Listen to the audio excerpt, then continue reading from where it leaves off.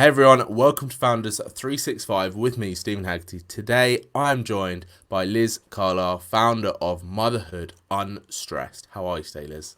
I am doing so well. Thank you so much for having me on, Steve. Thank you for coming on, and also thank you for being here because I get a lot of male founders coming on the show, so it's really great to have a female founder, and I'm really glad you're representing that so well as well in terms of what you do. Yeah, absolutely. There's definitely a large number of female founders out there. So to be a small representation of that, it's really an honor. Yeah, I need to tap into that market more and get them on the show because whenever I have a female founder on, it's always such a different story, Yeah. but it's it's so refreshing, and all these other things come out of the topic that often we don't even cover. So thank you for that. Before we go any further, then just give me an overview of Motherhood Unstressed, what it is that you do, and who you help. Yeah. So the start of my business, I think, was like a lot of people who find themselves doing their own thing, going into entrepreneurship. It was really a desire to take control of my life and my story, to be able to be more present as a mother while still being able to pay the bills and being able to earn some kind of income. And it started about 2017. I worked for the federal government. I worked in law for a long, long time. And it was like a slower afternoon. And I thought, I just want to write today, not about law. I don't want to do research. I just want to write about my experience with motherhood and what I had to overcome. And I ended up writing a short blog piece and opening a blog, which is, easy to do. But it was that process, that cathartic process, that sparked something inside of me. I'd always loved to write, but then to actually use what I had been through, a hard time, being a new mom, struggling, trying to figure it out, putting that down on paper and then putting it out into the world, and then starting to hear from strangers that, wow, I'm going through this too, or I'm about to have a baby. And, your words really soothed me and made me realize that I need to take care of myself. And that was the beginning of something bigger. I worked at my regular job for 2 more years, but during that time, I was focused completely on creating this other thing, Motherhood Unstressed. And that was, I didn't really know what I was going to do. I knew I wanted to help mothers specifically in regards to self-care, in regards to self-love, because when you become a mother, you kind of lose yourself, you're lost in the sauce trying to keep this person alive, but also trying to not mourn the death of who you were before. And so through that process of writing and then starting a podcast and then launching a supplement line, I was able to collect enough pieces to leave my safe, comfortable federal job and then go off into the world. And I've been doing my own business now for over a year, and it's the best thing ever. It's the most stressful thing ever, as you know. But at the same time, it's like you have full autonomy over your Mm, life, over your day. And I think for a lot of people, that's too much stress. They don't want that autonomy. But once I figured out who I really was, my composition as a person, I knew that I couldn't stay another day in a desk job. It was slowly killing me. yeah, definitely. I mean, it comes back to the word you said in your first sentence here, the control aspect, isn't it? You are now in complete control of where your life goes, where your business can go, every aspect of what's going on in your day, you suddenly have control over. How did it feel when I guess, when you handed in your resignation to your, like you said, that nice, safe federal job, at your safe office, at your safe desk?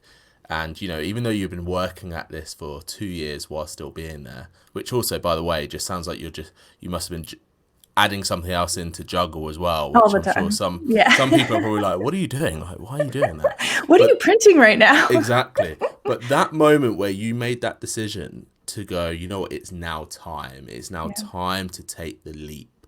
How did that feel? How did that conversation come about with you? Was there a certain milestone you thought you had to hit for you to make that decision? I think if I had set myself a certain milestone, I would still be there, because like having a child, you're never really ready. Sometimes like getting married, you're never really ready. You have to know the vision that you have for your life and then have the courage to step over that line of safety, that line of this is what I know and this is what I don't know. And I had thought about that moment of handing that letter to my boss for probably 2 years. You know, you think about it every day. That's what you're working for. That's why you're up early and going to work and then working on this when you have a break and just trying to fit it in. So when it actually happened, when I'm like, okay, this is the date, I felt like I'd already lived it, you know, because I had seen it so many times. And then it was just taking a deep breath and actually handing it over. And it was harder for me too, because I was actually in a position where I had a boss that I really liked, you know, who respected me, who listened to me. You know, anyone else would have been crazy to leave that. But I think I needed to have that support, that kindness from someone superior to me so that I could actually flourish. Because I think when we're working with people who make us feel poorly about ourselves or don't respect us, it has that ripple effect where we don't think we can start a business. We don't think we can do anything else. You know, we're just small. So to have someone who was actually incredibly supportive, I think, you know, made my journey that much faster. But the moment that it actually happened was like a dream. I mean, it was nerve-wracking, but at the same time, I knew it was coming. You know, I could already see it. Like you said, you had gone through that so many times. So many times, yeah. Which is incredible. How did you replace that support then? How did you replace that support of, you know, your good boss, that person that did support you, that believed in you? Obviously, when you hand in your resignation, that support goes. So for you as a business owner, did you think I've got to replace that support, or had you already replaced that support beforehand? I think, and I read something before, you know, even with a child, when you are fully supportive of someone and you set that foundation, then they're off on their own. You know, it's almost like you need a little bit of chemistry to happen for the person to blossom. And a lot of times you can find that in a relationship. You can find that through a family member, just one person to ignite that spark of self-love, or I am worthy, I am good enough, I can do this. And then once the ball is rolling, you're off and you're good and you've got that. And the reverse is also true. You know, we've all worked for terrible people. We've all had interesting people in our families who maybe put us down.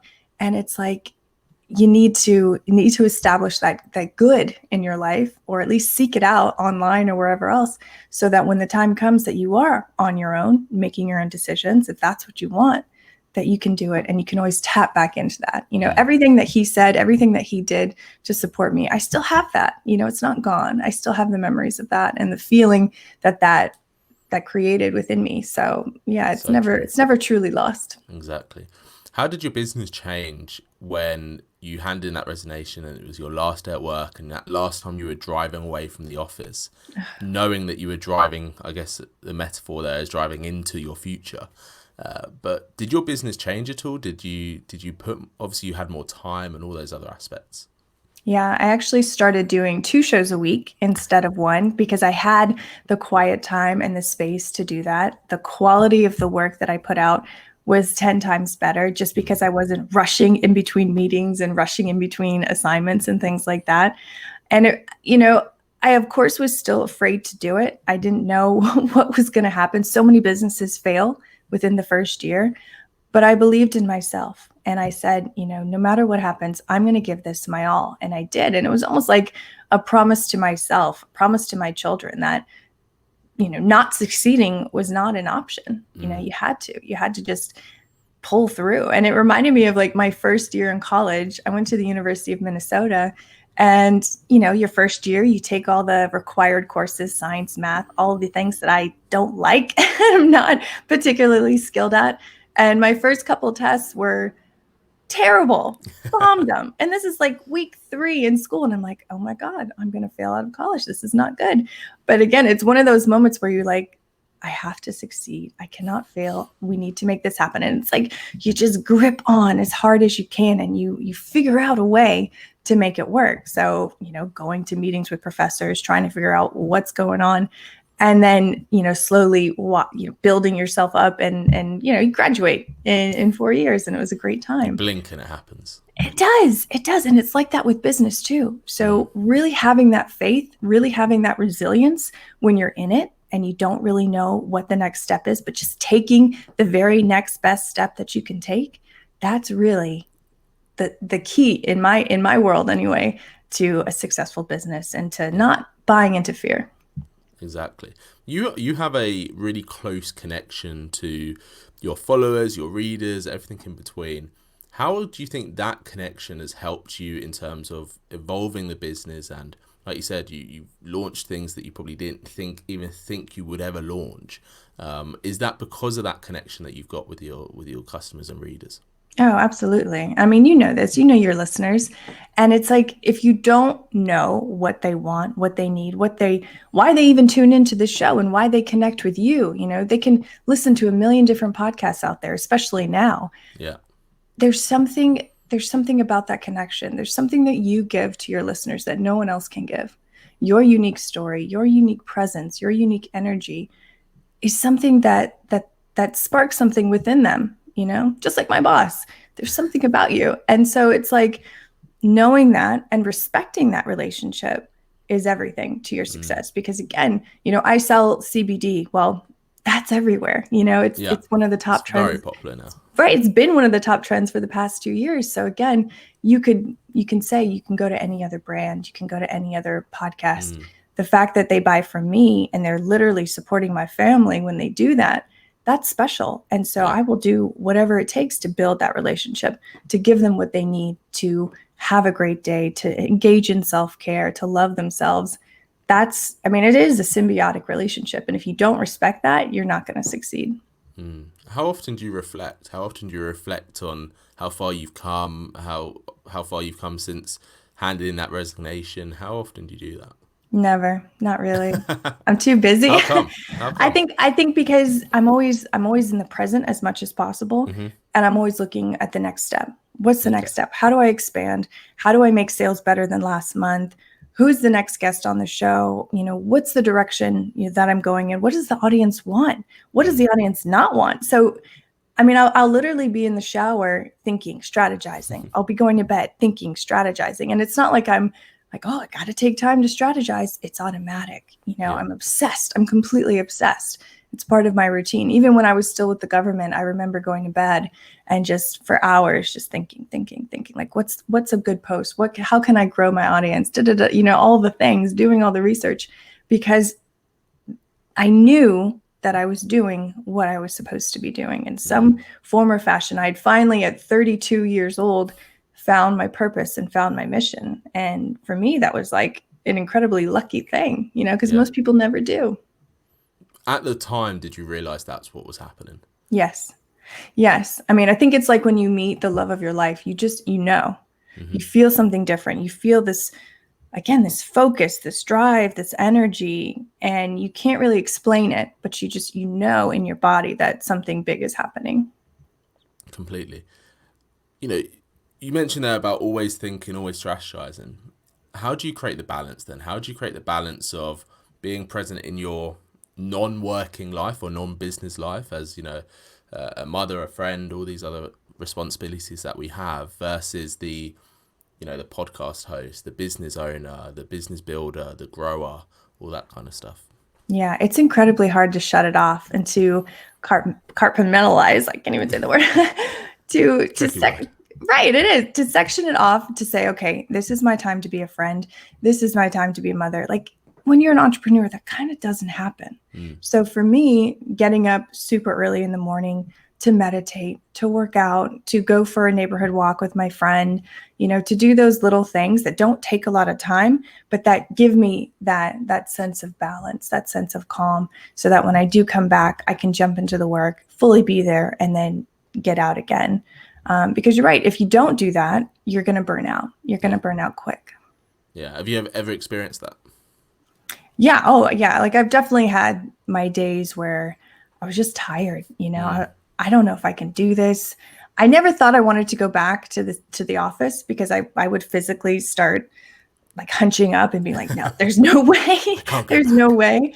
But you do feel the need to kind of just escape. So, through travel or through, going to a really great restaurant, which is hard now, with everything going on, which just sucks. But, you take a rest, you take a nap, you do some yoga, and then you pick yourself back up. And it all comes down to awareness, doesn't it?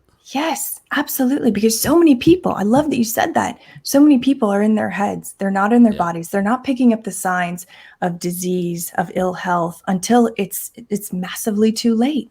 And then, you have some kind of health crisis. And if you can avoid that, if you can bring in the self-awareness just through breathing, just through being in a quiet space or putting on some beautiful music and just tapping in and checking, doing a vitals check of your body from head to toe, you will be amazed at how much you'll learn about yourself and how you're doing.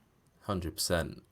Why is it, in your opinion, do you think and not just business owners here, but the general population, and this is a hugely generalized statement I'm about to give, but often wait for a catalyst to happen before change, wait for, a health scare, or wait for something maybe happened to a friend or family member of them for them to realize that they need to change? Why do you think we're programmed to have that catalyst moment before something else can happen? I think because most of us live in a place of fear. I think in life, you have a choice to operate from a place of love or a place of fear. And again, that's a huge reduction of the human nature. But at the end of the day, I think that's true. So if you wake up in the morning and you're immediately jumping into the shower, or you're immediately checking your phone, you're never tapping into yourself. And we do this, we're adapted to do this because we want to connect with others. We want to feel seen. We want to know what's going on. We want to be a part of it. That's huge with social media, the addiction to that. So the reason behind it is good. But when you get sucked into that cycle, you're never tapping back into Liz. You're never tapping into Steve. And then you do that day after day after day, and it becomes more than a habit. It becomes who you are. And then all of a sudden you don't know, where you really are anymore. You don't know how you feel about certain things. You wait for people to tell you how you feel. Going back to COVID, how many people turn on the news every single morning and spike their adrenaline, spike their cortisol levels. And then they go to the grocery store and they're snappy with people. And, that person cut me off and da-da-da. And it's like, when do you ever downregulate that stress in order to heal? Because that's another thing with our bodies. If you're always in a state of constant stress, your cells, your organs, your brain, everything is just being degraded every single day. And I know that sounds very doom and gloom, but my hope by mentioning that is that it reminds the listener to slow down, to just breathe. You don't have to go buy a meditation cushion. You can do this just on your couch or in bed, and just breathe and put your hand on your heart and your belly and just feel your aliveness and feel how alive your cells are and how you are, and connect back to your own inner child. And you'd be amazed. Do that 3 days in a row and you're operating from a different headspace completely. Yeah, everything changes. Do you think people overcomplicate then? Because like you just said, like a meditation pillow, Yes. or downloading an app, there's just so much information now in the holistic world about the right meditation for you, or that right app, or that right program. It almost puts people into that unknown and that overwhelmed space just the moment that they allow themselves to go, right, I would love to try that. I would love to try meditation. And then they start exploring it, and it's just overwhelming amount of information. For sure. How do we overcome that? How does someone who's in that overwhelming zone decide to think, okay, this is what I'm going to go for? Because often the easy way out, which is, as we know, our brains love going the easy way out, will be, oh, I'll have a look next week, or I'll have a look next month, or I'll wait until I see John, who I know meditates, and I'll ask him. Yes. Yeah, that's so true. I think the best way to overcome that is just to do it. And so many people build it up, like you just said, and consume. What do I need to consume so that I have everything that I need to start this practice? Yeah. The beautiful thing with self-awareness, with self-care, is that you literally just need yourself. Sitting your body down, telling your body, you will sit down now for 3 to 5 minutes, and we're just going to breathe. That's incredibly difficult. Most people won't do that, because the minute that you do that, all of these repressed emotions and repressed feelings of fear, again, anger, whatever, hurt, loss, come up, because you've been pushing them down for so long. And so, yeah, people don't want to do that. They want to wait for their friend to meditate so then they can talk and not really be meditating and things like that. They don't want to deal with it. But I'm telling you, the only way to deal with it is to go through it, is to, if you want to become a runner, just get some shoes on and go run and have a sloppy run. That's okay, because the next time you run and the next time you run, you'll be that much better. And it's these minuscule little steps to improvement. But at the end of the year, I mean, look at that. That's over a 300% change in the direction that you wanted to go. And to, again, come back and love yourself and be kind to yourself, especially in the business space. How many entrepreneurs are just savages to themselves? You know, we're so hard on ourselves. To scale that back a little bit, to be kind, to take the little steps that you need to improve how you see yourself, how you speak to yourself, to bring in the awareness of how you talk to yourself. And really, I didn't know how I truly was to myself until I started meditating, and I would hear the voice. And then you start to question, well, is that really my voice? Or is that a parent's voice or a teacher's voice that I just kind of downloaded and now have been operating from? Yeah. I mean, it's fascinating. It is. That reminds me of something I often say to my clients about our beliefs. You know, our beliefs, I always say that probably out of 10 beliefs, 8 are what I would call adopted beliefs, where exactly that, someone else has said something, you've chosen to bring it on and you start believing it yourself. And it's only when you, like you said, give yourself that time to actually start thinking about what you want, what's going on in your world, how's the body feeling, how's the environment feeling, all these other questions that you should be asking yourself on a regular basis, really, because that just triggers that awareness. And only at that awareness stage that you can really start to formulate new opinions, new habits, new direction, new values, all these other stuff that can be really positive action in your life. And as business owners and founders, you know, you cannot have a successful business if you don't have a successful life. And these habits are, you know, people always talk about habits, I think, with business owners, you know, waking up at 4 a.m. and doing all these rituals and things. And I am so anti waking up at 4 a.m. That I might go to sleep at 4 a.m., admittedly, but waking up at 4 a.m. is just the last thing I want to do. But it comes back to what we said about, you know, figuring out what works for you, figuring out the routine that works for you. Is meditation right for you? Maybe not. Maybe your running is your meditation. Right. And all these kind of things that there's just so much access out there, which is fantastic. For you, how do you plan to, you know, cater to your audience and cater to your clients moving forward? Is there anything that you've learned or adopted in the last couple of months that you've thought, you know what, my clients really need that, my audience really need that? Yeah. And it's kind of a scary move. I think from what I've seen from COVID, from everyone being home, the tendency to put out this perfect image, these perfect images. And that's not what people want. No, you know, people the Instagram want life. Yeah. And we've always said this. It sounds cliche to even say that, you know, oh, you know, life isn't Pinterest, life isn't Instagram, but really I've looked back at the pieces that I've put out and I haven't really been fully showing up as myself. I haven't really been showing the ugly stuff. I haven't really been showing how hard it is to mother 2 kids during a pandemic. You know, I've still kind of been hiding that aspect. So I think my plan moving forward is to fully show up. It feels like you're naked when you're really putting yourself out there as you truly are, as your life really is. But at the end of the day, that's what really does uplift other people. Yeah. You sharing your story, your truth, 1000% allows someone else to feel like it's safe to share theirs and to do their own self-healing. And I think if you are in a position of leadership, you're putting yourself out there as a public person, you too, you have to be willing to share who you really are, because that's truly the way that we connect to other people. And even if you're not a public persona, doing this in your own life, being vulnerable, being open, and standing strong in your truth and not being afraid of being rejected, because, hey, it might happen. You might say something that's just too much for somebody else. You know, they can't handle it.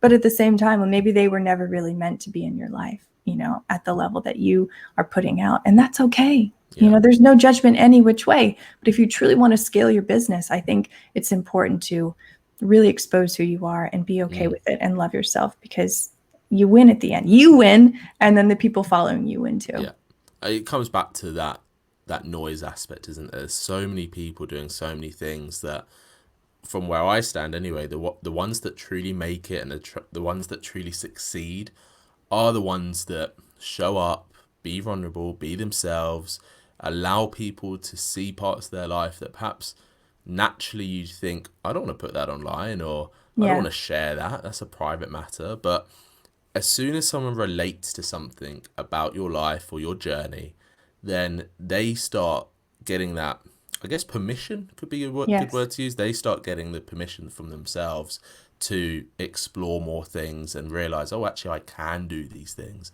It's like the classic 4-minute mile, isn't it? Yes. No one thought a 4-minute mile could happen, and then it happened. And now I have no idea what the current world record of a mile is, but it's definitely not 4 minutes. Yeah, right. So many people hit it after that. It's exactly. True. But it only takes that first person to break through that barrier and say, actually, it can be done. And I'm going to show you it can be done. Absolutely. That's the sweet spot. One of my final questions for you, Liz, is how did it feel when you started getting that instant feedback from your listeners, your readers on your blog? How did it feel when those first comments started coming through? It was that literally, I love that you just asked that question because it's an emotion. Those first comments from the women reading the blog that turned into published articles was the spark. It was the impetus to keep going, to know that this is exactly what I should be doing, and for anyone out there who's like, I want to start a business, but I don't know what I want to do. You have to follow that emotion, that sense, and you can try different things and see how it feels and see how the spark, if it happens. I mean, it's just like starting a relationship. Yep. You have to put yourself out there. You have to try different things.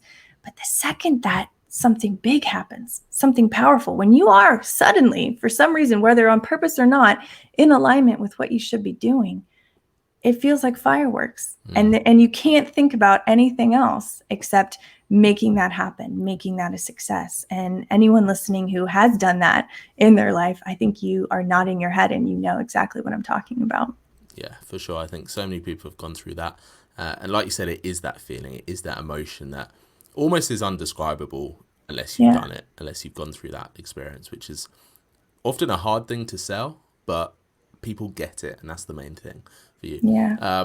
Okay, my final question is, Liz, if you could give 3 bits of your amazing wisdom to perhaps, let's focus it down to maybe a business owner that's in that overwhelmed space, what would those 3 bits of wisdom you would be giving them?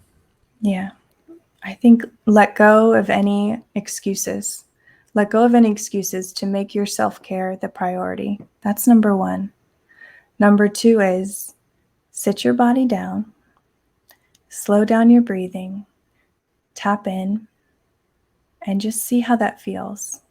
And you can set a timer for 1 minute or 2 minutes, nothing major. And maybe your dog will come over to you and sit on your lap and be next to you because they feel the shift in energy. Do that today. And third thing is, and this is kind of woo-woo, I want you to look into the mirror, really look into your eyes and stay there and feel how uncomfortable that feels. But as you're doing that, send yourself love. Because as you said, Steve, so brilliantly, you cannot have a successful business without a successful life and self-love and being able to stare into the mirror and send yourself real love and take away all those programmed thoughts that might not even be yours. Really love yourself. And that will spread into everything that you do. That will spread into every decision you make for your business moving forward. I promise you. Perfect. That's all I'm going to say. 3 amazing bits of wisdom that I know if anyone goes off and does or do, they will immediately feel an impact on themselves. And that's the main point, right? It's about feeling an impact on themselves so that they can go and impact other people, which is crucial. Liz, this has been an incredible conversation. So I really value your time. Thank you so much. I lied about the final question. My final question is, how can people find out more about you? Oh, okay. Well, that's an easy one. Instagram's probably the best way. Motherhood Unstressed. Also, motherhoodunstressed.com. Perfect. Liz, thank you so much for coming on Founders 365. Like I said, I thoroughly enjoyed this conversation, and I look forward to just seeing how your business evolves in the future. Thank you so much, Steve. You are a pro. I loved every question. I loved how deep you went with every question. So thank you for having me. It was an honor. Thank you very much. And thanks everyone for listening and watching. This has been Founders 365.